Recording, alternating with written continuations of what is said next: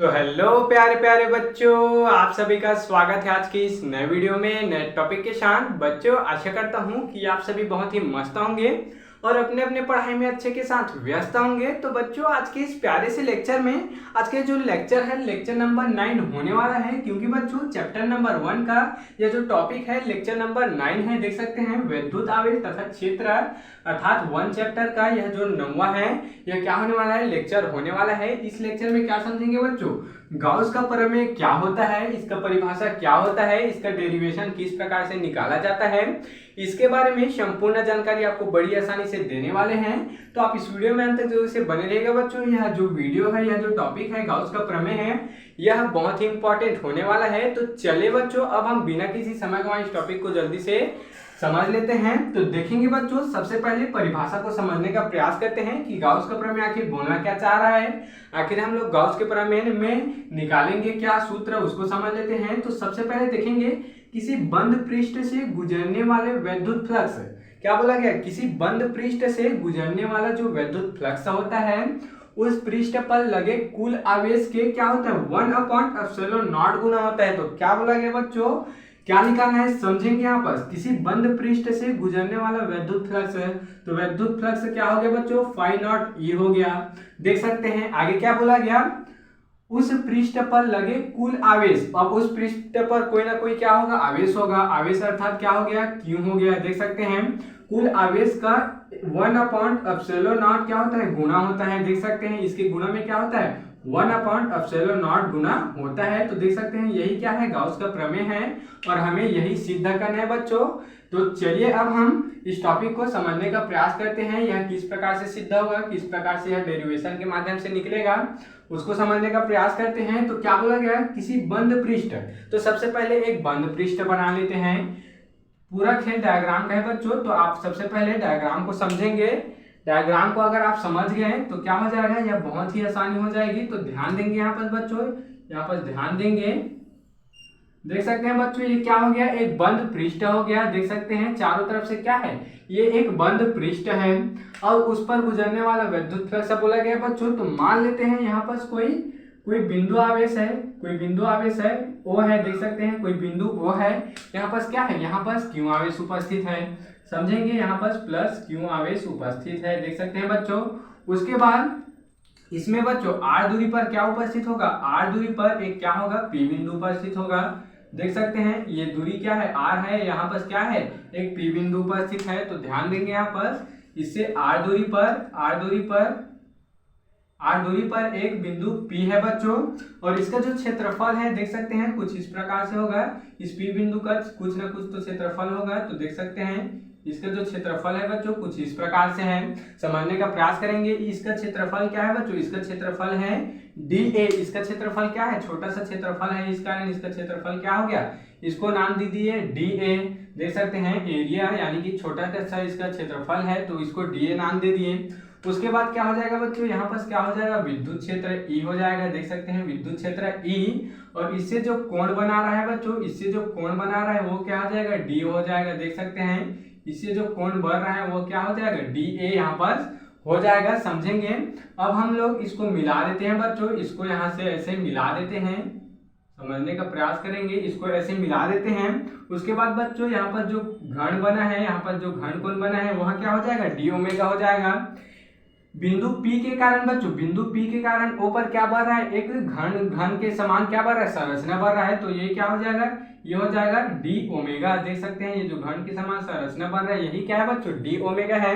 तो देख सकते हैं ये, इसको आपको अच्छे से समझना होगा। इसमें और क्या लिख सकते हैं बच्चों, माना कि एक बंद पृष्ठ है। देख सकते हैं माना कि एक बंद पृष्ठ क्या है, बंद पृष्ठ है, उस पर एक बिंदु O पर क्या है, प्लस क्यू आवेश उपस्थित है, तथा आर दूरी पर इसके अक्ष पर, इस बंद पृष्ठ के अक्ष पर एक P बिंदु उपस्थित है, तथा इसका जो क्षेत्रफल है, इस P बिंदु का एरिया है वह DA है। देख सकते हैं तो बच्चों और क्या है, ये यहाँ पर विद्युत क्षेत्र E है, तथा इससे जो कोण बना है वह क्या है बच्चों, DA है। देख सकते हैं इससे जो कोण बना है वह DA है, तथा इस P के कारण O पर क्या बढ़ रहा है, एक घन कोण बढ़ रहा है, एक क्या बढ़ रहा है, घन कोण। ये क्या है बच्चों, ये क्या है, यहाँ पर ये घन कोण है, ये घन कोण है, ये यहाँ पर क्या बढ़ रहा है, घन कोण बढ़ रहा है, घन कोण बढ़ रहा है। देख सकते हैं तो चलिए बच्चों, अब हम सबसे पहले देख लेते हैं प्लस क्यू आवेश के कारण P पर विद्युत क्षेत्र की तीव्रता। अब इसका बच्चों अगर आप इसको आसानी से समझ गए होंगे तो इसका जो डेरिवेशन है बहुत ही आसान होने वाला है। तो सबसे पहले प्लस क्यू आवेश के कारण बिंदु P पर क्या देख लेते हैं, विद्युत क्षेत्र की तीव्रता देख लेते हैं। तो प्लस क्यू आवेश के कारण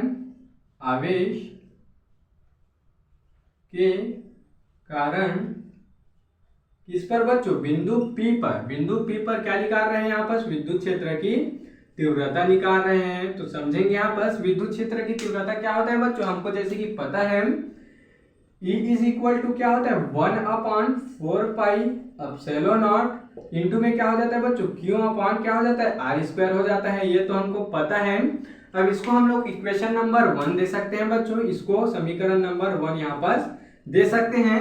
अब चलिए बच्चों, अब प्लस क्यू आवेश के कारण क्या निकाल लिए, P पर तीव्रता निकाल लिए। अब क्या समझते हैं, dA के कारण ये जो घन कोण बना है d ओमेगा, इसको निकाल लेते हैं बच्चों। यह जो घन कोण बना है इसको समझ लेते हैं। तो क्या बच्चों, dA के कारण समझेंगे यहाँ पर dA अर्थात बच्चों P क्षेत्रफल के कारण, dA के कारण जो बना घन कोण है O पर जो बना घन कोण है, O पर जो बना क्या है बच्चों, घन कोण है उसको निकाल लेते हैं। O पर बना घन कोण देख सकते हैं। तो ये क्या हो जाएगा बच्चों, ये हो जाएगा d ओमेगा, क्या हो जाएगा d omega is equal to क्या हो जाएगा, दूरी के इसका जो क्षेत्रफल क्या है बच्चों dA है, उसके बाद क्या हो जाएगा cos थीटा अपॉन में क्या हो जाएगा R²। देख सकते हैं यह क्या बच्चों, यह फॉर्मूला है, यह सूत्र है, आपने जरूर 11 में पढ़ा होगा, इसको आपको याद रखना है बच्चों। ये क्या हो जाएगा, ये हो जाएगा इक्वेशन नंबर 2, समीकरण नंबर 2 हो गया। अब क्या निकालेंगे बच्चों, अब देख सकते हैं ये जो dA क्षेत्रफल है इससे गुजरने वाला विद्युत फ्लक्स क्या होता है उसको निकालेंगे। फिर ये पूरे क्षेत्रफल से जो विद्युत फ्लक्स गुजरता है उसको निकालेंगे। तो सबसे पहले dA से गुजरने वाला विद्युत फ्लक्स है तो इसको समझ लेते हैं। तो dA से गुजरने वाला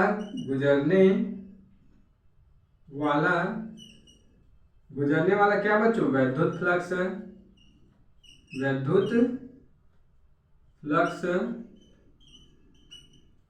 तो इसको देख लेते हैं बच्चों। सबसे पहले dA क्षेत्रफल से कौन सा कितना विद्युत फ्लक्स गुजर रहा है तो उसको समझेंगे। तो ये होता है बच्चों d phi E is equal to क्या हो जाता है, यहाँ पर क्या हो जाता है बच्चों, यहाँ पर E और क्या हो जाता है इंटू में dA हो जाता है। देख सकते हैं बच्चों ये भी क्या हो गया, यहाँ पर का जो विद्युत फ्लक्स गुजर रहा है वो हो गया। अब चूंकि बच्चों हमको पता है B इंटू A क्या होता है, BA cos थीटा हो जाता है, BA cos थीटा यहाँ पर हो जाता है। थोड़ा यहाँ पर लिखने का प्रयास करते हैं ताकि उधर आगे का जो बन सके बच्चों। हमको क्या पता है B इंटू A क्या होता है, फॉर्मूला में बच्चों BA क्या हो जाता है, cos थीटा हो जाता है। तो उसी प्रकार यहाँ पर क्या हो जाएगा बच्चों, यहाँ पर क्या हो जाएगा d phi E is equal to क्या हो जाएगा, E इंटू dA क्या हो जाएगा, cos थीटा हो जाएगा। देख सकते हैं BA इज इक्वल टू क्या होता है, BA cos theta, B into A is equal to BA cos theta. इसी प्रकार E into DA is equal to क्या हो जाएगा, E into DA cos theta हो जाएगा, यहाँ पर देख सकते हैं। अब चलिए बच्चों इसी में हम लोग क्या रखेंगे, इक्वेशन नंबर 1 को रख देते हैं। अब इक्वेशन नंबर 1 कहाँ पर रखाएगा बच्चों, तो यहाँ E देख रहे होंगे, तो यहाँ पर इस पूरे इक्वेशन नंबर 1 को यहाँ पर इनपुट कर देंगे। फिर क्या हो जाएगा बच्चों उसको समझेंगे। तो चलिए अब हम इसको इनपुट कर देते हैं। यहाँ पर इधर देख लेते हैं बच्चों,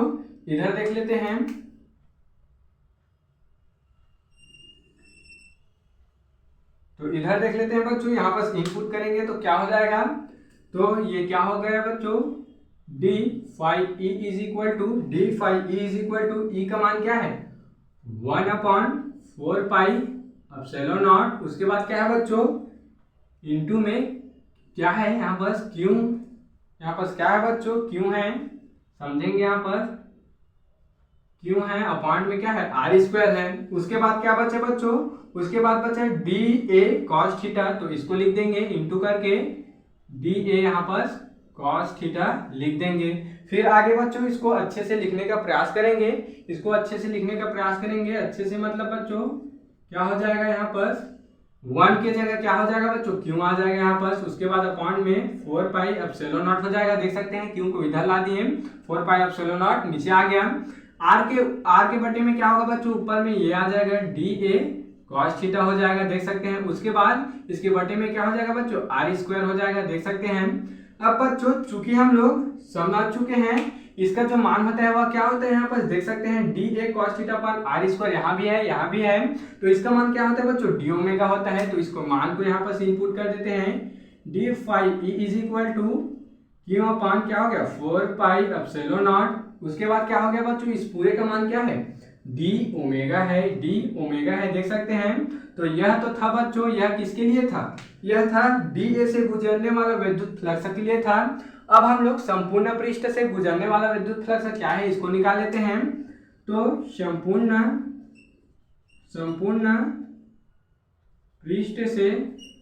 पृष्ठ से गुजरने वाला क्या बच्चों विद्युत फ्लक्स निकाल लेते हैं।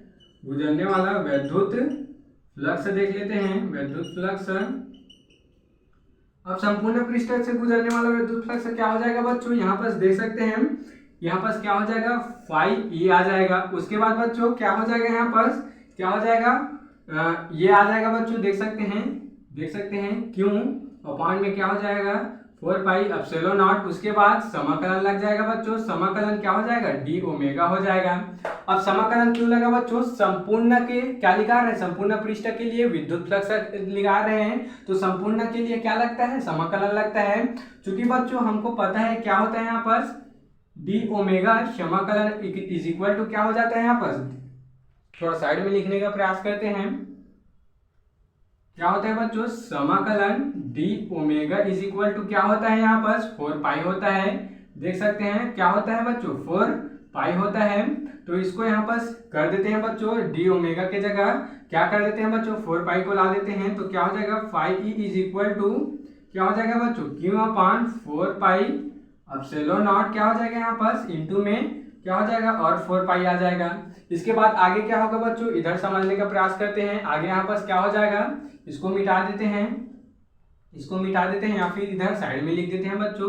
उसका जो फॉर्मूला था वह क्या हो गया था बच्चों, फॉर्मूला वो क्या हो गया था समाकलन डी ओमेगा इक्वल टू क्या हो रहा था 4 पाई हो रहा था। तो आगे अब समझने का प्रयास करेंगे। आगे इसके आगे इधर क्या होगा बच्चों जो सेम है वह कट जाएगा। देख सकते हैं 4 पाई से क्या हो गया कट गया। अब क्या बचा बच्चों phi E is equal to q upon क्या बचा यहाँ पर ओमेगा बचा। तो देख सकते हैं बच्चों क्या बचा यहाँ पर phi is equal to q upon 4 pi क्या बचा एप्सिलॉन नॉट। देख सकते हैं तो यही क्या हो गया बच्चों फाइनल आंसर यहाँ पर निकल कर आ चुका है। समझेंगे यहाँ पर देख सकते हैं शुरू में हम लोग क्या देखे थे यही यहाँ पर निकल कर आ चुका है। इसी को आगे करेंगे तो क्या हो जाएगा बच्चों phi E is equal to q ऊपर में आ जाएगा अपॉन में क्या हो जाएगा एप्सिलॉन नॉट। तो देख सकते हैं बच्चों ये यहाँ पर सिद्ध हो चुका है अर्थात गाउस का प्रमेय यहाँ पर सिद्ध हो चुका है। तो इस प्रकार से बच्चों आज के इस प्यारे से टॉपिक में हम लोग गाउस के प्रमेय को संपूर्ण जानकारी आपको दे चुके हैं। आप इसका स्क्रीनशॉट यहाँ पर ले सकते हैं। तो बच्चों आशा करता हूं कि यह टॉपिक आपको जरूर से समझ में आया होगा और ऐसे ही और इम्पोर्टेंट टॉपिक के लिए मेरे इस चैनल में बने रहिएगा बच्चों। अगर आप इस चैनल में नए हो तो इसको जल्दी से सब्सक्राइब करके बेल वाले आइकन को दबाकर प्रेस कर दीजिएगा ताकि बच्चों आपको मेरी ऐसी ही अच्छी इंफॉर्मेटिव वीडियो के नोटिफिकेशन सबसे पहले आप तक ही पहुंचती रहे और आप 12th बायोलॉजी की तैयारी और 12th फिजिक्स की तैयारी अच्छे से कर पाए। तो चलिए बच्चों फिर मिलते हैं किसी नेक्स्ट वीडियो में नए टॉपिक के साथ। तब तक के लिए जय हिंद जय भारत।